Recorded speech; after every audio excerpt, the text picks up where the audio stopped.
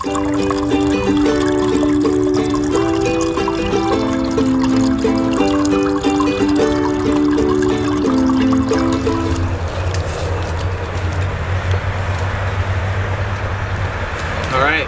Sergeant OCD, I'm back.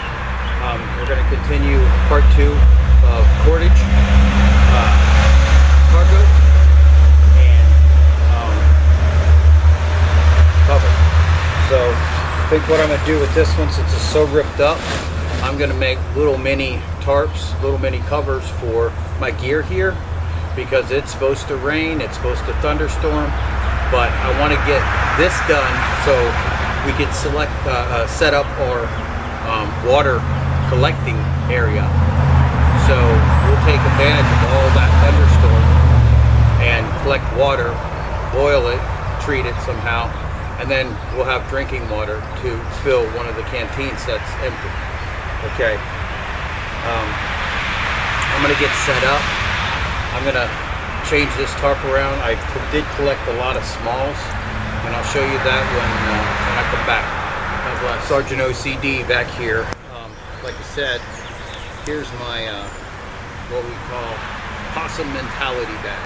So on your way to your campsite or wherever you're going to bed down, Corporal says to develop a possum type mentality. Now I know possums are scavengers and they kill chickens, but it looks like this is what I did. I ain't killing chickens, but I did scavenge a bunch of smalls and stuff, kindling, maybe even something to make a bird's nest. I'm not sure. Today's not about fire. My next video will continue the charred cloth that I did last week. I did charred jean denim material, so we'll see how that works with the ferricite rod. I did do something different with my cotton balls. I had these little mint containers. I'll show you that. You've seen me with containers. I basically soaked every one with petroleum jelly and shoved it in there, so you have a nice little waterproof container, or water resistant anyway, but we'll see how that works too. I'm sure that's going to work. I mean, that's how I've been starting fires, because it's been so wet. Anyway, I have my ridge line that we made last week. I have my tarp that I prepped to tape on all these. Now, I got orange cord for training, and it's to let me know it's only for training, because this is a 1 mil tarp. I don't want to take a 1 mil tarp out into the field, because it's not going to last more than a couple days. I got this to start my bushwhacking, and that's what I actually do, bushwhacking, because I'm not a bushcrafter. I never claimed to be. I'm not a survivalist. Never claimed to be. People ask me what my hobby is, and if I say bushcrafting, they say, how's that bushwhacking going? So there's a couple people, including my wife, that said it. So from now on, that's what I'm doing. I'm doing bushwhacking. So anyway, again, anytime you see orange, it's training.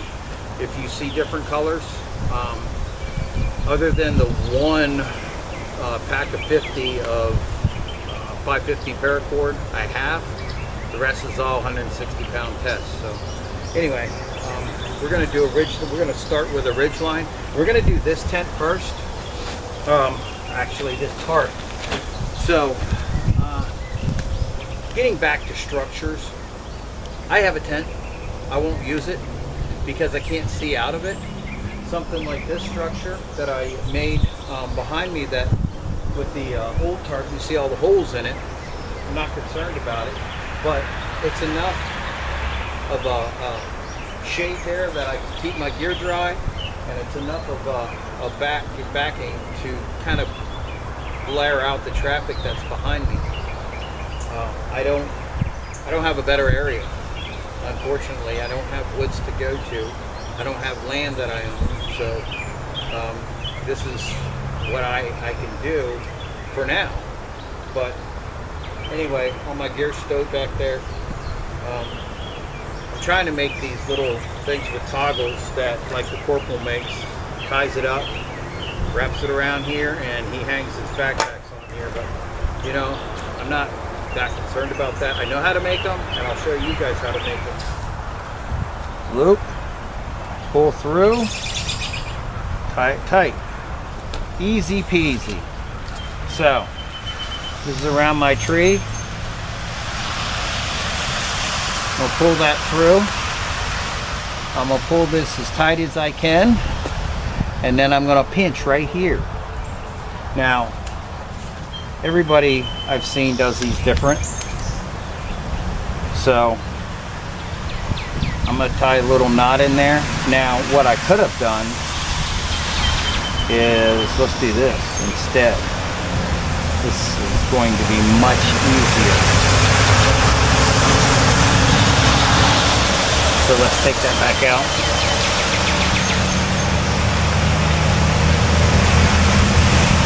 Toggling.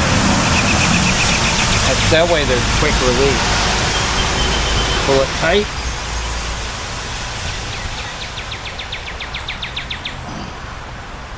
Pinch.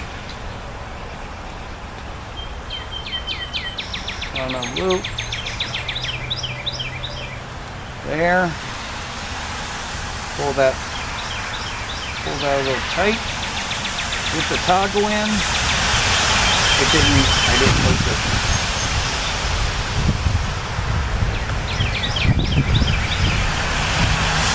Why do I have so many problems? Oh, I did loop it. I'm good. Okay. So now it's looped, it's tight. Not as tight as I want it to be. Now you can take and tie this around again, like so, just to make sure it doesn't go anywhere. And you can take and do whatever you want with this. This is the way I wrap it up. Something small like this. I'll do this, not put it in a knot, but put it through this bow, and then it's out of the way. So that is another trucker's hitch that everybody puts on the internet. But I'm still learning this, and everybody needs to learn it. And I've struggled with this knot for some reason. The second loop, or the loop that you have to put in there, which is the key. So I'm going to go ahead and get the tarp, reposition the camera, and we're just going to set up a little A-frame.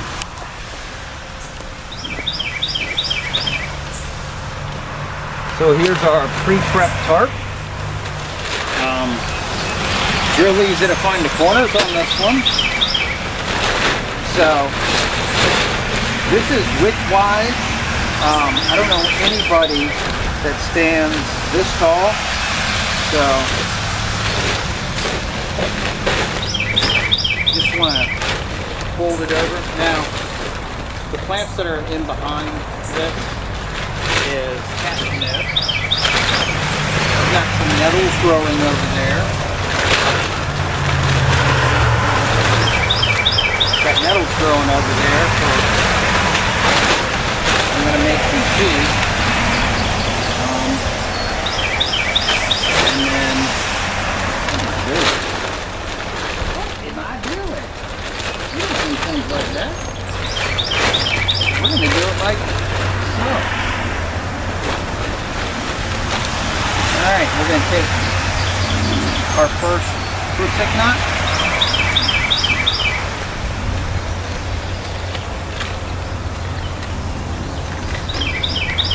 And we're going to drop the tarp. It's going to rain again. Push it through. Right? Toggle in.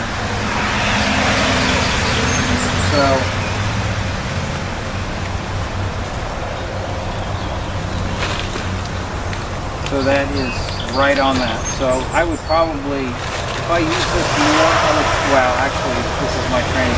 I should tape these.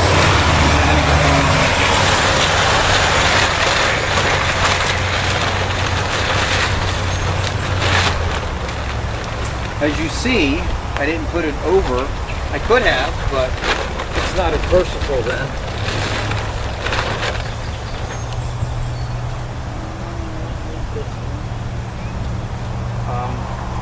once again, through.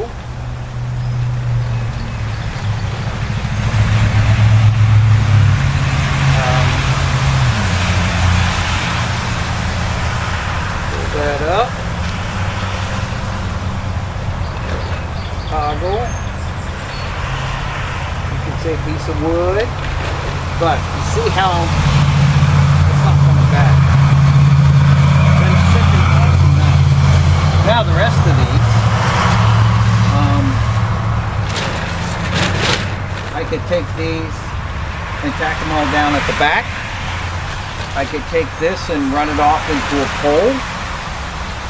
I don't have any poles, but it would look like a lean-to, and it's enough of a angle that all the water. Now, it's three-sided, you know. My favorite is the lean-to out like this, just like that configuration I have over there. Tack down the back. The other thing you could do if you have different tarps with loops here and there, you could actually make a tent out of this. Now, I can't do an A-frame like this using this toggle system. So, what I'm going to do is I'm going to go ahead, pull these guys over.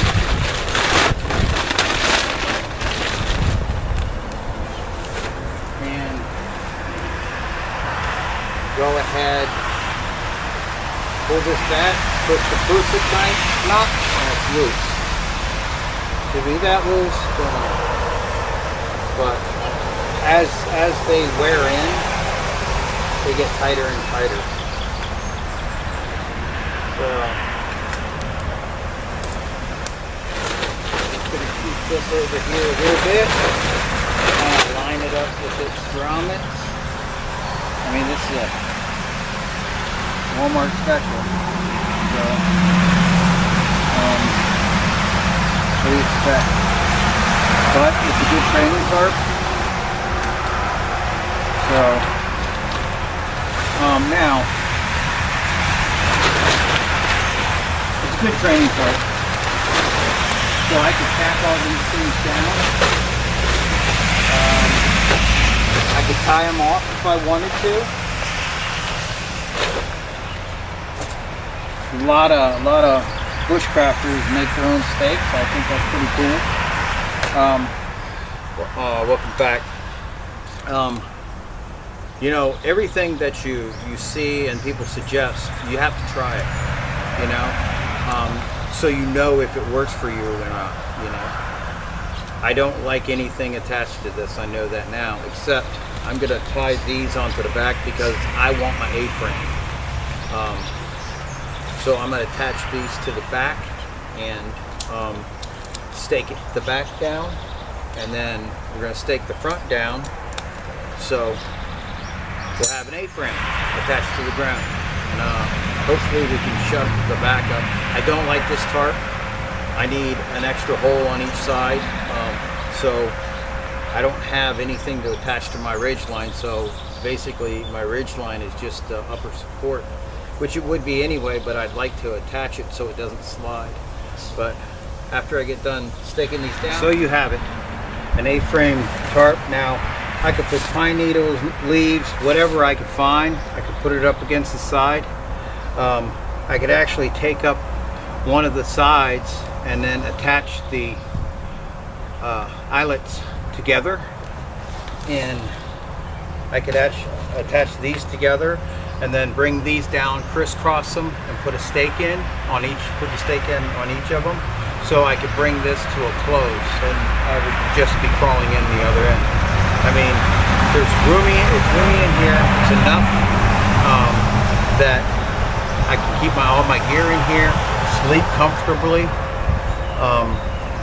It's just a easy tent made out of 8x10 tarp. You know, it's the preparation is the best thing to do. So now I'm going to do the big green tarp, the I don't know 10 by 14, whatever it is. It's huge. So I got to put a ridge line up. I'm going to try not to take this one down. I'm going to try to use the same pole, but I may have to extend the ridge line. or just make a new one. But anyway, I'll be back shortly, and we'll... So here is the system. Basically, you take a tarp, you fold it over on each other, and you put an incline on here, so all the water goes to there and goes into that canteen cup.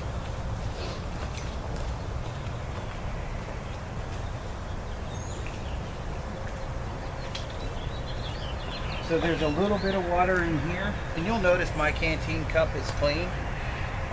It's not because I never used it, I just didn't use that one. That was what I got issued, and then I turned it back in. I ended up with, I don't know, 6 or 7 canteens with cups.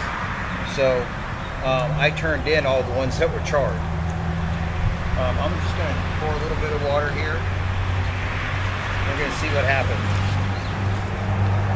There it goes, right into the cup. I've got some dirt too. I'll take my Shema later and filter that. So with this thunderstorm, I bet I filled that up a few times. So here's the day after the big rainstorm. Wasn't such of a rainstorm after all, but that's one way to collect water. And if you kind of put it on a incline on both of them, like a teepee or like an A-frame, you could collect on both sides, because I have 2 canteen cups. But you see that there's a little bit in there. One thing I didn't show you is setting up with the poncho, which is what I'm most likely going to do because it's subdued, and my tent. So I'm going to go ahead and get that stuff out so we can proceed with the end of this segment. Cover, cordage, and canvas tape. Like I said, I don't like tents, but I have one. I'm going to set that up. I'm going to pull my butt pack off, and hopefully, like I should have, put in cordage and tent stakes. If not, they're inside here. I do have my other pack. Yeah, I don't think I wrapped them up in here, but they will be wrapped up when I'm done. So, in my blood pack here, gloves, wrong color. I finally got a Shema. I put this long sleeve shirt so I could tie it onto the back of this so I don't get shot or can be seen. Red bandana. I'm not much on signaling. Here's actual 550 paracord. I think it's 50 feet. It's 100%. Yeah, it's 50 feet. Got my bags. Got my trapping kit. So I've got fishing line, 4 buoys, or hobo rod, hooks, lures, some bobbers in there, candles. If I wanted to pull this over me and light a candle, I could actually get warm. Slingshot, hot hands.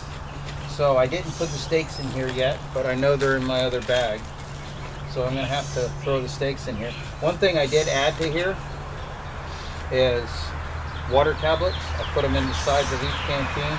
Now one will purify the water, the other one will take away the iodine test, or the iodine taste test.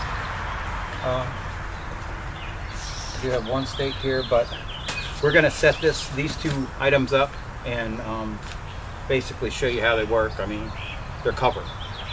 So these will have stakes with them. Like I said, I got my stakes over there. I know I got yellow ones in there. I should have the metal ones in there too. The metal ones should actually go in here because they're small. But let me get to this. So this is a quick way to set up a shelter. I used 3 stakes. Couldn't find my metal ones. I got the plastic ones. I've got my removable pouch from my pack that I have extra paracord. I use that term loosely. This is actually 550 cord from the military. I've got a ridgeline, quick deployable ridgeline. Most of my stuff in this bag is subdued. Obviously we've seen this before. This is my hammer, my mallet that I use to craft things. I basically use them to pound in the steaks. So this will keep me dry for a while. Quick setup, and we're going to move on to the tent next. That's also a quick deployable. I call it a flyaway tent because if you don't load it down, it's going to fly away. So we're going to take my tools and go over to the next one. God bless. So one of the things I didn't discuss about these knots here, basically I tied a bowline here, and it is bowline, not bowline. In my 50 some years, it's never been a bowline. I don't know who changed it, but it's a bowline. It looks like in the last 20 years we seem to want to change everything. Being born as a boy and wanting to be a girl is okay now, but hey, to each its own. But this world is going downhill quickly. The shift is going to happen. It's just a matter of time. I don't think we're going to see 2042, okay? But anyway, I got a bowline here, and I just tied it real quick, slip knot here, so I could just pull it and let it go. Over there, I just got loops on my my poncho here. Now, oh man, I missed that smell. Now the ponchos are great. It's like my go-to. Now, I don't have a floor in it, but I have extra tarp. I also have a bedroll, so I can throw that in there. Now, you could create the same thing with a 5x7, and it's real nice that I can make this 2 feet high, so I can just crawl in right next to a tree. I could put a Dakota fire, so it warms up in here and the fire's out here, or you get your intake here and you just have a deep hole. I mean, I could burn a candle in here and heat it up. It's open, yeah, I like it open. I like to be able to see what's going on. If I hear something, I want to be able to get out there. Now, we're going to go to my tent, which doesn't fit in with my decor anyway. Here's my tent. I won't go anywhere with it. It's yellow. I need it to be OD green, like my poncho. OD green or camouflage or something other than a bright color here. Now, if I was going out into the woods, I was camping, hey, this would be no problem. Unless there a bear knocked on the door, because he could get in here.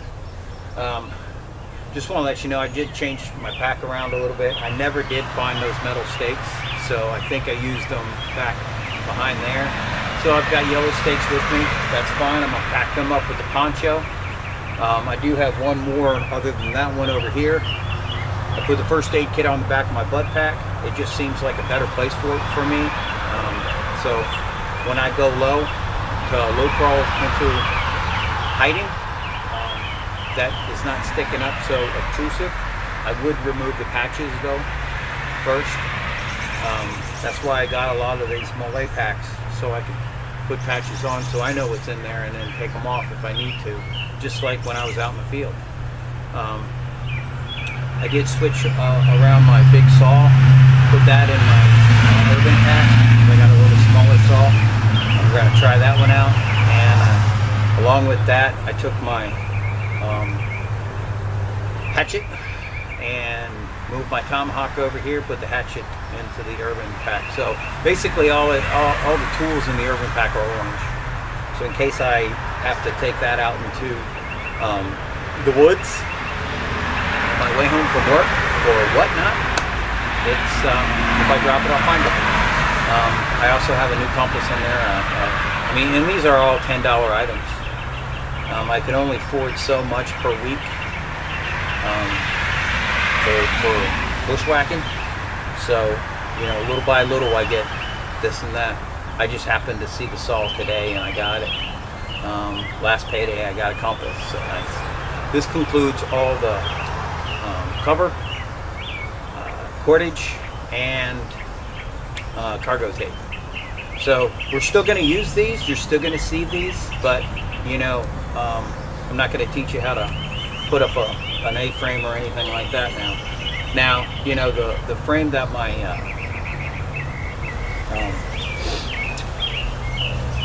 poncho is what you would want to try with like a 5x7 tarp. That would work out real well. That type of tie it up against a tree, or get a ridge line, tie it down, stake out 3 sides, and you're good. That's my preferred. That's what I would do up next to a tree or underneath a tree. Dig into the underneath the tree.